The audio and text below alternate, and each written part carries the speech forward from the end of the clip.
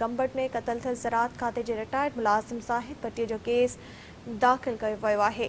पुट आसिफ भट्टीअ जी फ़रियाद ते घरवारी लतीफ़ा शेख समेत 4 ॼणनि ते केस दाख़िल कयो वियो आहे।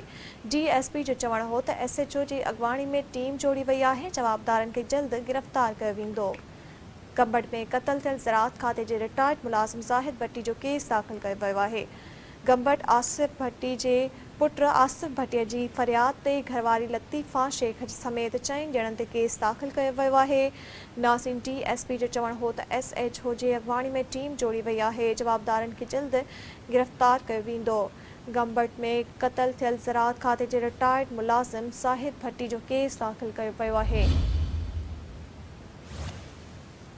इन अहम ख़बर बाबति आगाही पिया त पुट आसिफ भट्टी जी फ़रियाद ते घरवारी लतीफ़ा शेख समेत 4 ॼणनि ते केस दाख़िल कयो वियो आहे। DSP जो चवणु हो त SHO जी अॻवाणी में टीम जोड़ी वई आहे। जवाबदारनि खे जल्द गिरफ़्तार कयो वेंदो। गंबट में क़त्ल थियल ज़राअत खाते जे रिटायर्ड मुलाज़िम ज़ाहिद भट्टी जो केस दाख़िल कयो वियो आहे।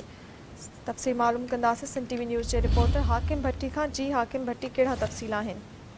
जी बिल्कुलु अव्हांखे ॿुधाईंदोला त गंबट स्टेशन ते ज़राअत खाते जो ऑफिसर ज़ाहिद भट्टी जी घरवारीअ हथां बेअदबी सां क़त्ल थियल आहे, जंहिंजी उन जे पुट आसिफ जी फ़रियाद ते गंबट थाणे ते बेगी माउ लतीफ़ा शेख आहे, उन जो भाटे ऐं उन जे नुंहुं जेको आहे केस दाख़िल कयो आहे। जॾहिं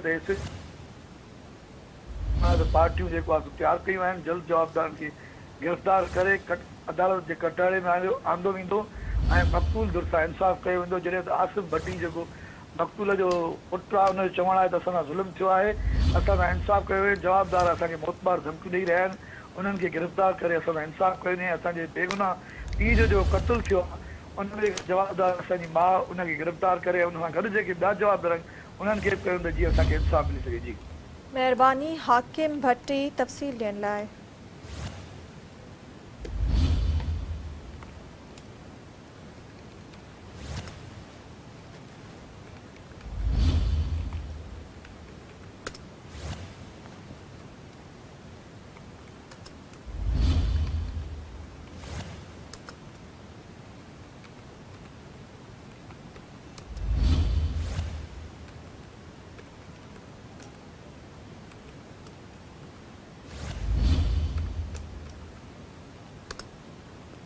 गंबट में क़त्ल थियल ज़राअत खाते जे रिटायर्ड मुलाज़िम ज़ाहिद भट्टी जो केस दाख़िल कयो वियो आहे।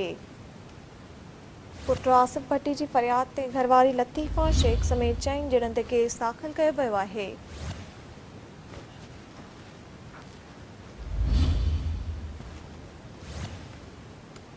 DSP जो चवणु हो त SHO जी अॻवाणी में टीम जोड़ी वई आहे। जवाबदारनि खे जल्द गिरफ़्तार कयो वेंदो।